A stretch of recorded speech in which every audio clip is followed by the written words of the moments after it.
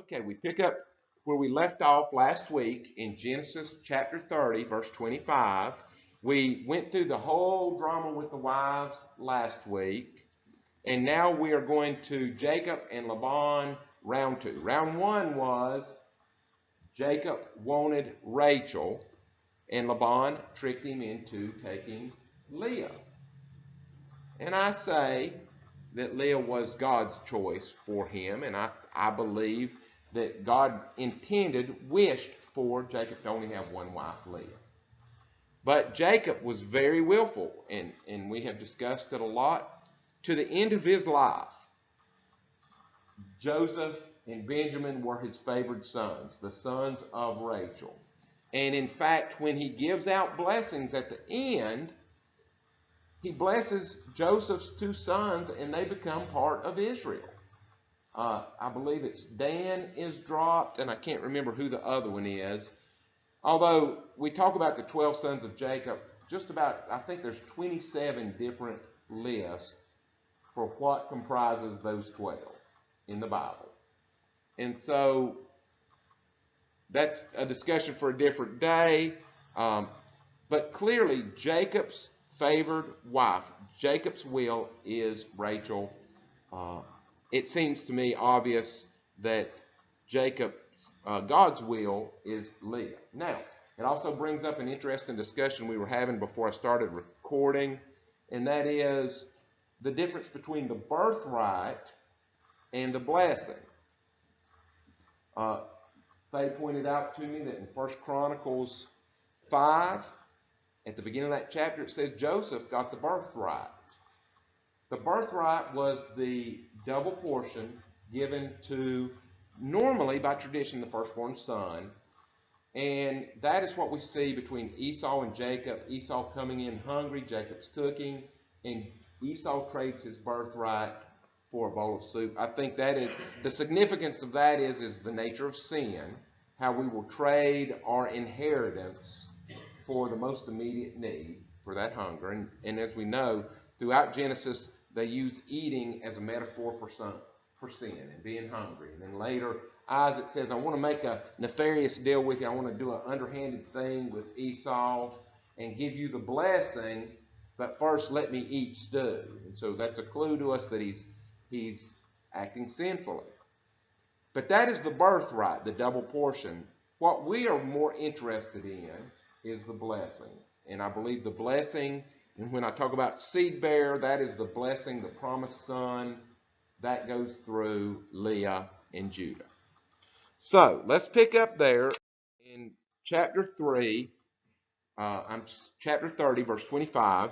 But one thing I left out last time that I forgot to mention that is an interesting thing that we often miss. There are 3 seed bearers. And when I say seed bearers, I'm talking about women who carry the seed of the promise, the blessing, the kingly blessing, the line of descendancy that will eventually become Jesus. And these 3 women have a similarity. The woman, who is later named Eve, but at the time that she eats the fruit, she is just called Adam's woman, Adam's wife. Then there is Sarai, and then there is Leah. And they are all seed bearers that are in fear of losing the blessing for whatever reason. With Sarai and Leah, it is because they can't have children, or they're not producing children at that time. So the woman, we see in Genesis 3, chapter 6, it says she looked at the fruit and she saw that it was tasty and good for making one wise. She took of its fruit and ate and gave to her husband. That's 2 Hebrew words. Took, lakach, and Natan, gave Natan. We get the name Nathan is Natan. It is to give something, to gift. A gift is a Natan. And so Nathaniel, Nathaniel, is a gift of God, is what that name means. It's a Hebrew word. But that's exact phrasing. She took the fruit, she gave it to her husband, and he ate. And that is, of course, are metaphor for the first sin, the original sin.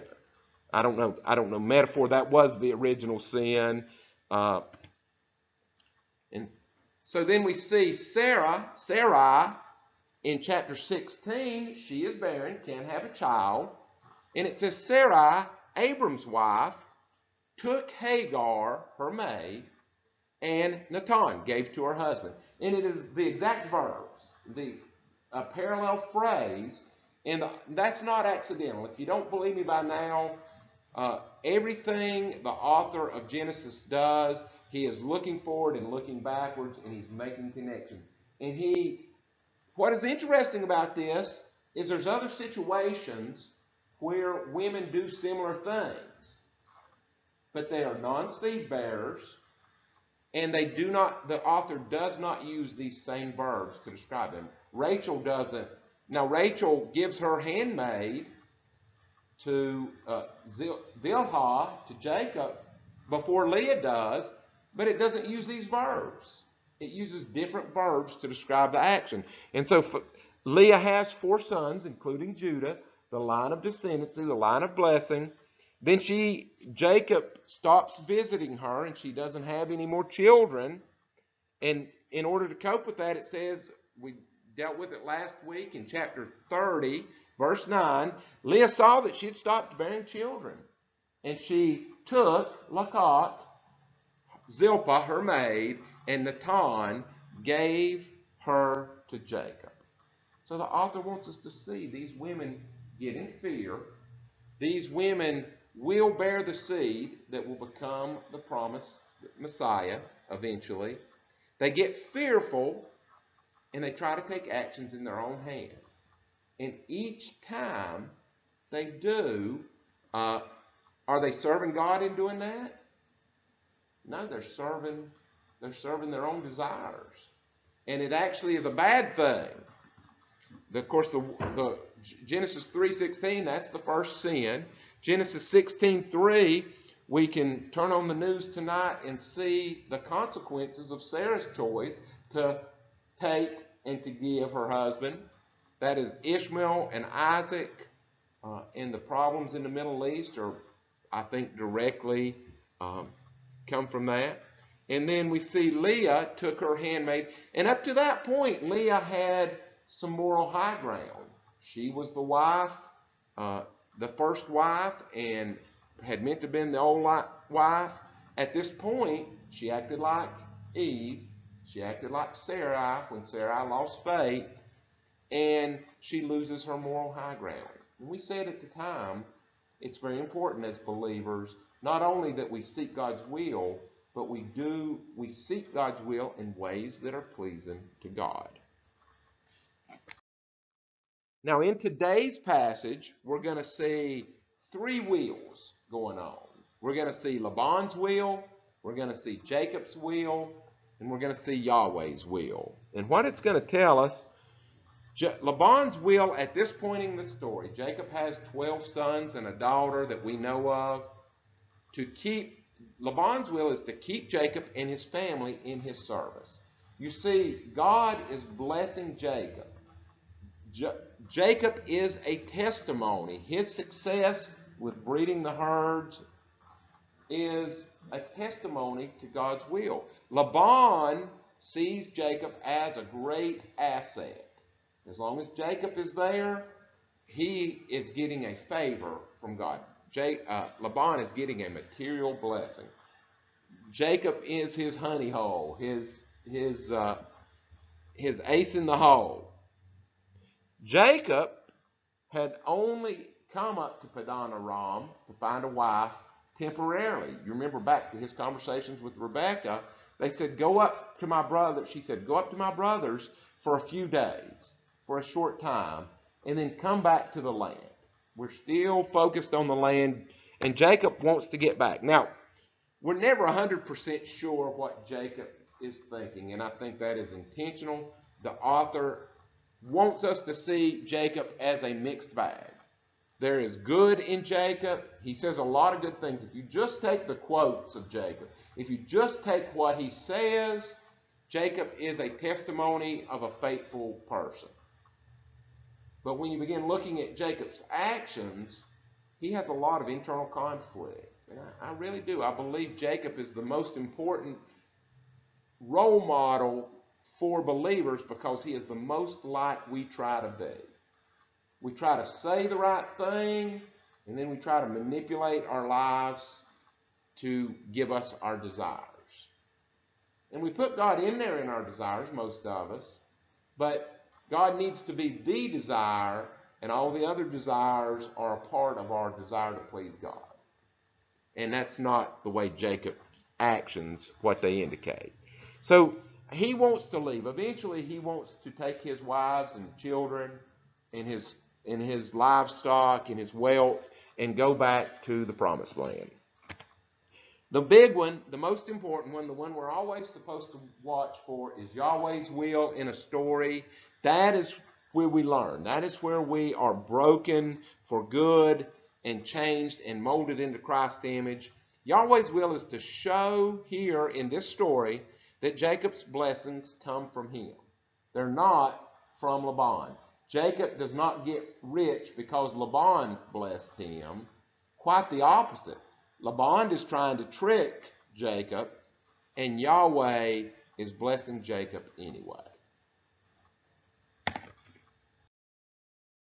So let's begin there in verse 25. And it came to pass when Rachel had borne Joseph. Remember, Yasaf is to add, is from the verb to add.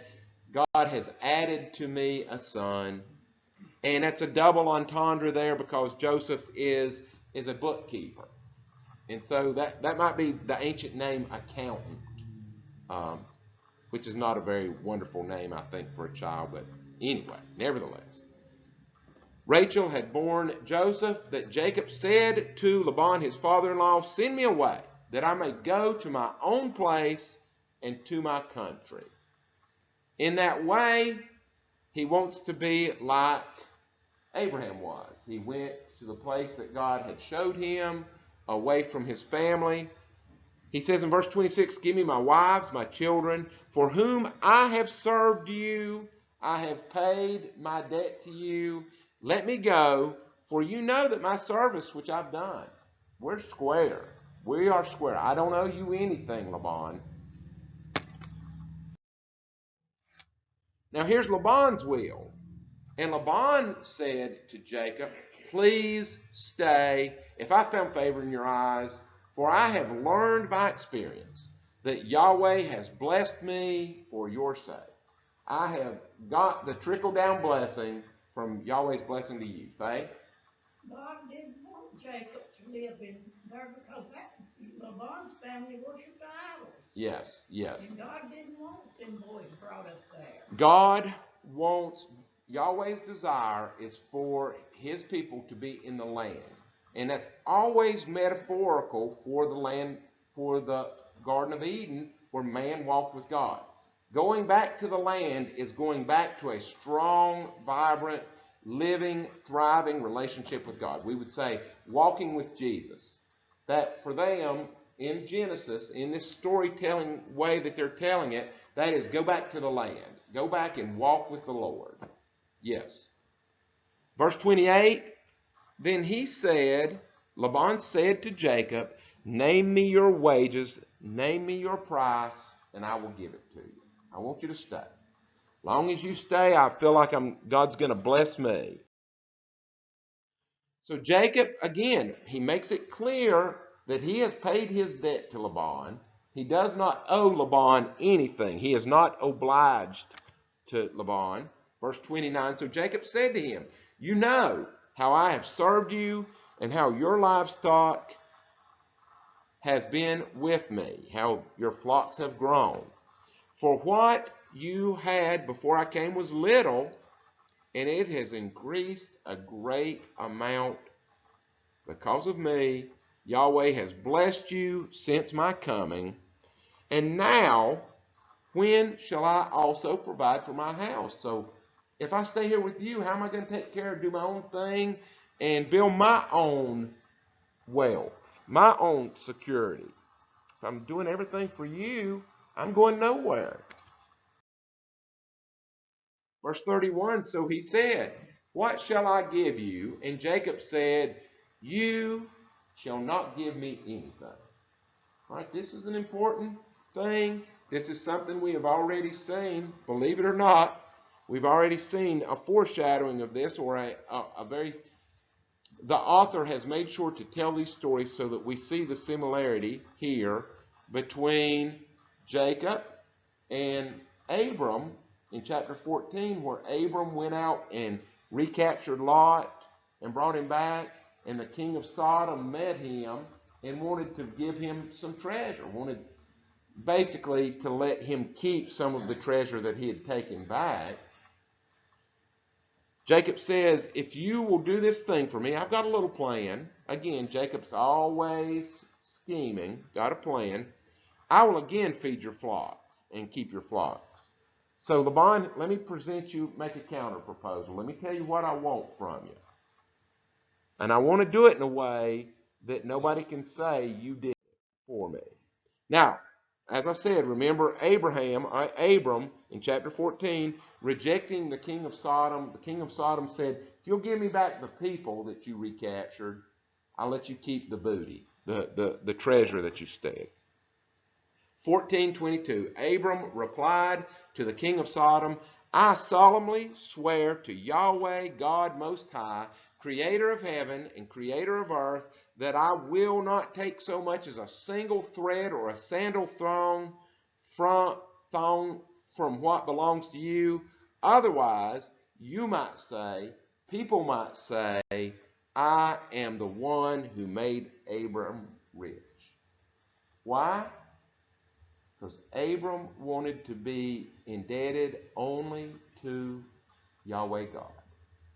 Only to Yahweh God. Okay. Is God's blessing. Let's talk a little bit about wealth, because God, it says here that God made Jacob wealthy. Is God's blessing of wealth for Jacob normative? That's a 50-cent word. It just means normal. Should everybody expect that? There are lots of preachers around that would tell you yes, that you can expect it. They use these probably weekly, monthly. You're going to hear these scriptures about Jacob and Isaac and Jacob. We're going to go through them here in a minute and compare them. Is this normative? Should we expect material wealth as a byproduct of faith?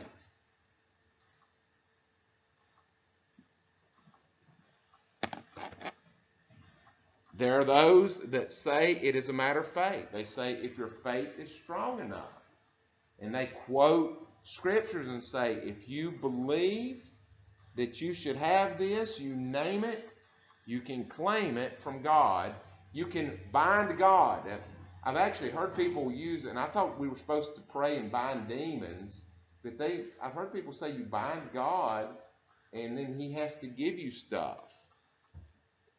By the way, you know that I'm asking these rhetorical questions and I betray myself. I think those people are going to pay. Anything like that. Are all people of strong faith entitled to wealth? No. Okay? Who of all human beings that have ever lived, they estimate 107 billion of us have walked the earth. Of those 107 billion, who is the most faithful human being ever?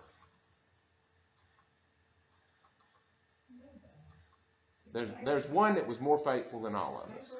Abraham. No, more faithful than Abraham. We talk about him all the time. Lot, more faithful than Abraham. Go back to sleep. I'll wake you if there's something important. No. Jesus. Jesus is the most faithful. Jesus never sinned. I didn't mean Lot. I meant Job. I'm sorry. Okay. Now after I meant Job. Job was good. I meant Job, not Lot. You said, did everybody else hear Lot? Did anybody else hear Lot? I heard Lot. No, Job was a very faithful person. Abraham was a very faithful person. So there's no denigration on those. Those guys are in the hall of faith for good reason, but nobody compares to Jesus. All right? What with Jesus' wealth. And so there's a big problem with saying strong faith equals strong bank account. Because Jesus died a criminal's death. He died as a homeless man. He said, birds have nests, foxes have dens, but the Son of Man has nowhere to rest his head. Faith? You know, when Jesus said that, he was traveling from village to village preaching. Yeah. He said when he made that statement, but Jesus had a home in Capernaum. Well, he did have a home, a childhood home. He had a home in Capernaum, and it had a tile roof, because if you remember when he was teaching, the house was so crowded, the men carried the man on a blanket on the roof, and it said it poured through the tiles of the roof. And I think it's John's Gospel. Poor people didn't have tile roofs, they had mud roofs. Well, was that Jesus? Was that supposed to be Jesus' house? And I get that. House. I know there was one. House teaching the Pharisees. There's a lot of Pharisees there, and it was so crowded that people couldn't get through with the paralyzed man. I'll have to look. What I would say. He went home in Capernaum. What I would say is that his Galilee. I'm sure as a carpenter, the family did all right, but that was his childhood. Once he started his public ministry, after he was baptized by John, he was itinerant. When he was crucified, the Romans cast lots for his garments. Yeah. And they come down to his tunic, and they said, let's not tear it because it's woven in one piece. Yeah. And that's what they cast lots for, was his tunic, because it was an expensive garment. Yeah. So in that's entirely possible. But the point is, once he started his ministry at age 30, he was itinerant. He was traveling, and his followers kept him up. And so, yes, he had his needs supplied, but his point was he wasn't a wealthy man, and he had not done it for money, and it wasn't his point to either be wealthy or to be poor, but just to say, I am relying on God and the faith of the people that are around me. And my big point is, Jesus was not wealthy, and so to use faith as a way to get wealth, and to say if you have a strong enough faith, you can have whatever you want. Preachers that say that are ignoring Jesus. Jesus did not want faith. And so the very best that they should be able to say is, if you want to be like Jesus, you shouldn't want wealth. And so, talking more about Jacob, back to this, how faithful was Jacob? So if we were able to measure the faith of people, how faithful was Jacob? And I would say not all that faithful. When you follow his, and again, he is a mysterious character and a difficult character, and I don't want to make a hard statement about him, but in my estimation, Abraham was the most faithful patriarch, Isaac was a notch down, and Jacob was a dice roll. On any given day, he was looking after his own self. He was always looking after his own self, and that's very obvious in the way that the text is formed. Now, that said, the Bible does promise riches, but of what nature? What riches and blessings can all faithful people expect? Including Jesus. What did Jesus have in abundance? An overwhelming abundance. And it wasn't silver and gold. The love of God. The love of God and fellowship with God.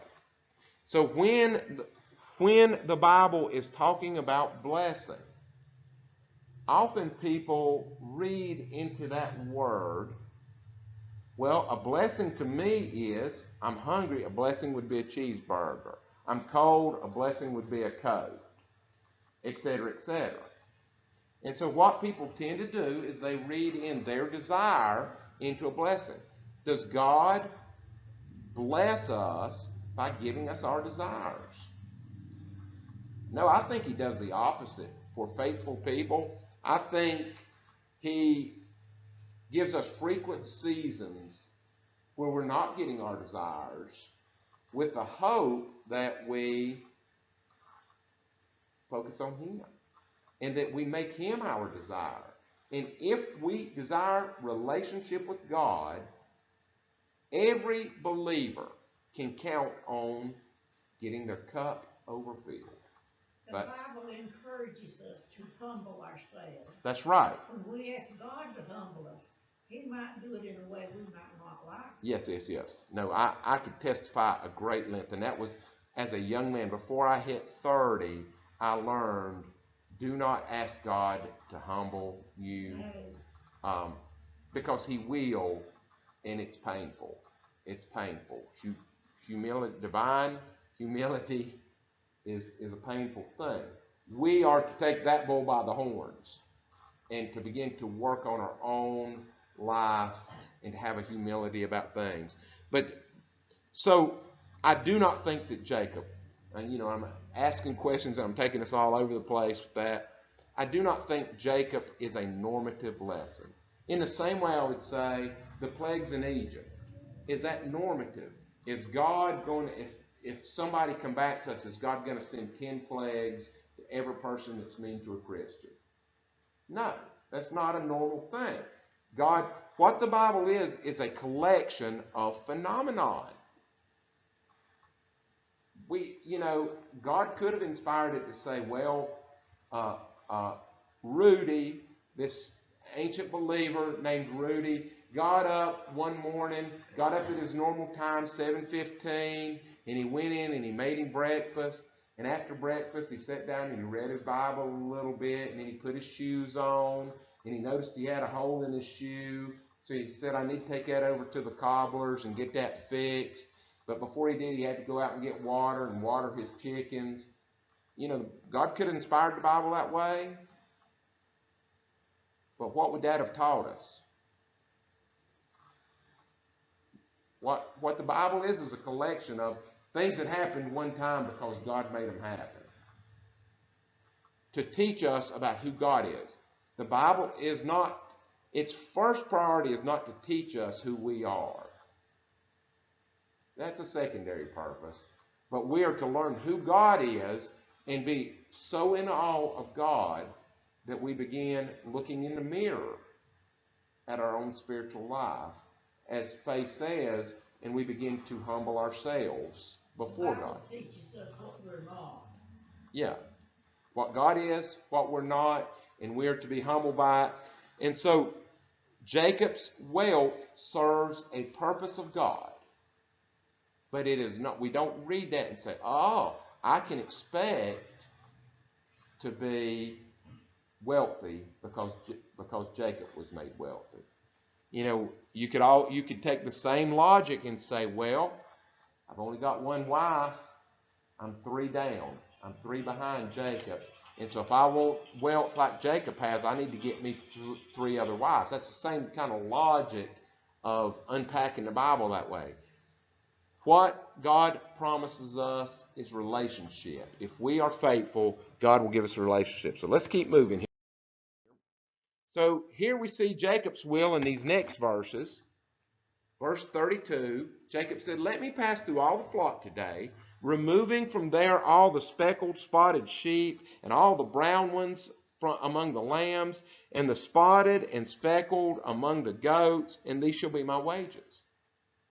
These were considered blemished, secondary. He said, let me take the more secondary. Now, we as the reader kind of know that he's going to have a good flock here. And so he's working some kind of deal. We understand today things about genetics and spots and things that they did not at that time. He goes on in verse 33, so my righteousness will answer for me in the time to come. You'll see that I'm being honest later on because I'm only taking the speckled. You can instantly see the difference between my flock and your flock, that I am not stealing from your flock. That is the big thing, is Laban's flocks are white. The name Laban is white, means white. The white ones were the purebred. Right. The speckled ones was not the purebred. Right. And so we know it's easy to read back into these stories a lot of knowledge that we have now that they did not have at the time. When the subject of my wages comes up, Laban, before you later on, everyone in my herd that is white, not speckled, not brown, then you will know, and brown among the lamb will be considered stolen if it is with me. I will not have a single white animal in my flock. It'll be easy and instantaneous. He goes on. And so Laban said in verse 34, "Oh, that it were according to your word." That sounds like a great plan. As Faith said, that they are considered not as pure as the white ones. And so he was glad to get rid of them. Now we see, well, we don't see here, but if we cross-reference, here's God's will, because I've been referring to it. It doesn't come up till the end of the story. We have to go back to Genesis 28, verse 15.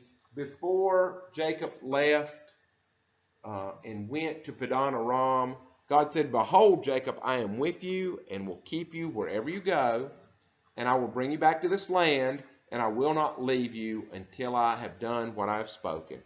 I will keep you. I will bless you as you go along your way." And so God's will is for us to see that he is the one behind Jacob's prosperity, not Laban. As with Abram, not from another man. Now, being careful to avoid the look of doing wrong. Jacob bends over backwards. And in this one thing, Jacob can be an example to us all. As Christians, we need to bend over backwards to not have the appearance of any wrongdoing. We don't want to cut corners. We don't want to have gray areas. We want to be very clear. When I was out in the desert as a pastor, my office was in a trailer that was behind our church building. And I would be there lots of days like I am here all by myself. And occasionally women would stop by for whatever reason. And I would meet them, I would see them out there, and I would meet them out on the ramp, and I never would let a woman come in the trailer in where my office was, because I was there by myself. And there was a couple times that it was awkward with women because they wanted to talk to me and I would not let them in the office and make it a little bit awkward. I don't care. If someone would see that car, and I'll tell you, this was the gossipiest place I've ever lived. There's lots of places like that. But if somebody come by and saw the car parked and us not out visible, tongues would waggle. Tongues would waggle.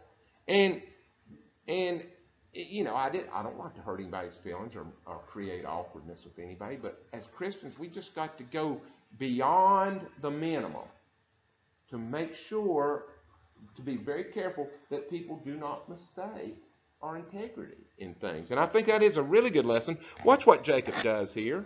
So he removed that day all the male goats that were speckled and spotted, all the female goats speckled and spotted, every one that had some white in it, and all the brown ones among the lambs, and gave them to the hands of his sons to be separated. He separated them. Then he put 3 days' journey between himself and Laban. So there would not be overlap, so there would not be accidental mixing back of the flocks. And Jacob fed all of Laban's flocks. So he let his sons keep his herds, and he made sure that Laban's herds were taken care of. Now look, there's a little wordplay in here, and you see the words there highlighted. Laban, the name Laban has various meanings. It means white, the color white. It means like bed linens, things like that. In all Hebrew words, Hebrew nouns are based on, not all, but most are based on 3 consonants. In this case, L-B-N, Laban. And there are 3 words in verse 37 that have those 3 things in it. So they are puns, they are words. Now Jacob took for himself rods, it says green poplar, it means new young limbs of poplar. Poplar there is whitewood, Lebanon. Lebanon. And the almond and the chestnut trees. He peeled white strips, Laban strips in them, and he exposed the white on them, Labanot. Again, all 3 of those words are variations of the name Laban. Wordplay. So he is taking advantage. So this is back and forth between Jacob and Laban. He is taking advantage of his father-in-law. He is working a trick on his father-in-law by taking these white sticks. He exposed the white which was in the rods which he had peeled he set before the flocks in the gutters, in the watering troughs, where the flocks came to drink, so that they would conceive when they came to drink. So when they would look, the original hearers of this story, I'm sure, thought that maybe there was some trick behind showing white limbs to them. We know now that it's not true, but the essence of this story, these puns, is Jacob outwitted Whitey. He put some whiteness on Whitey. And it is ironic today because we hear that term whiteness on the news. And this has nothing to do with that whatsoever. In verse 41, and it came to pass that whenever the stronger livestock conceived, that Jacob placed the rods before their eyes of the livestock in the gutters, that they might conceive among the rods. So Jacob thought, oh, I got this out of order. So the flocks conceived before the rods, and the flocks brought forth streaked, speckled, and spotted. Then Jacob separated the lambs and made the flocks face towards the streaked and all the brown of the flock of Laban. But he put his own flocks by themselves and did not put them with Laban's flock.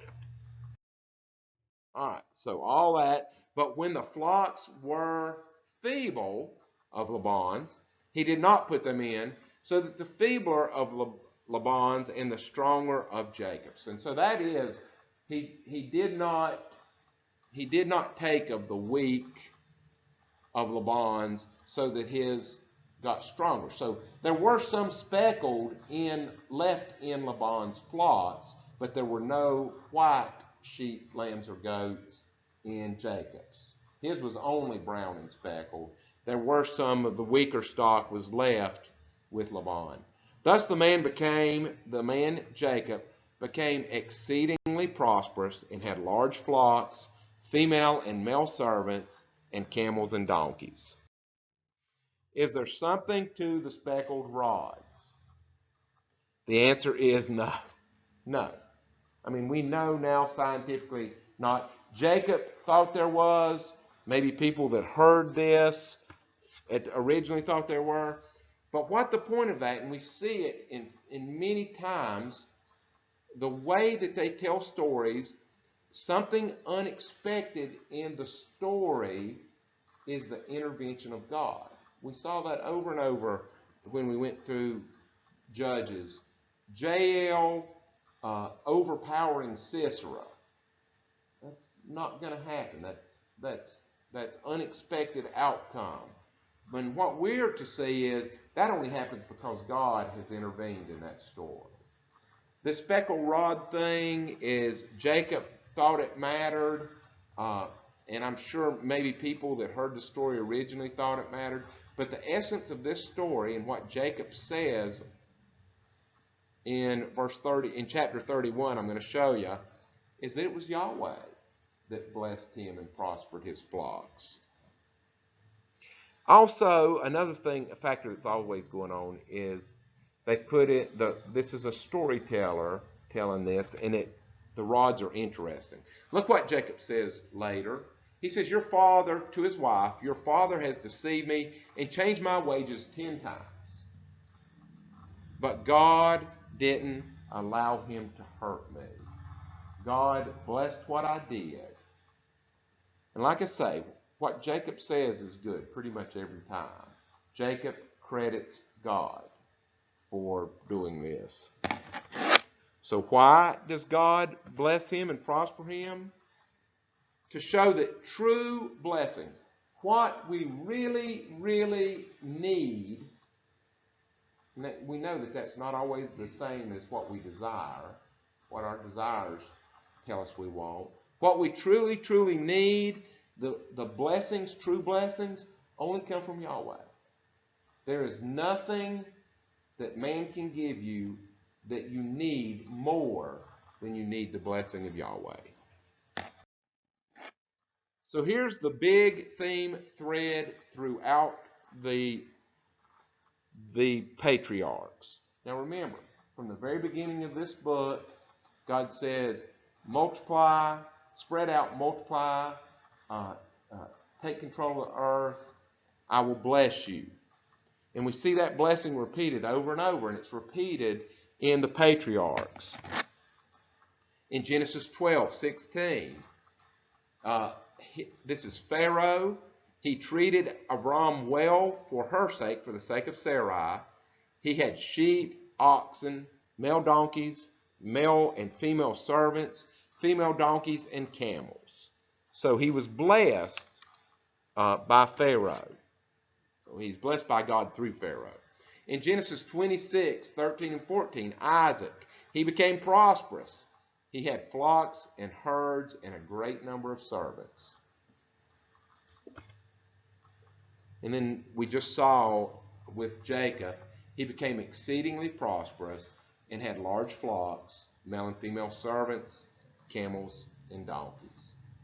And all these things come through God. This is God blessing them in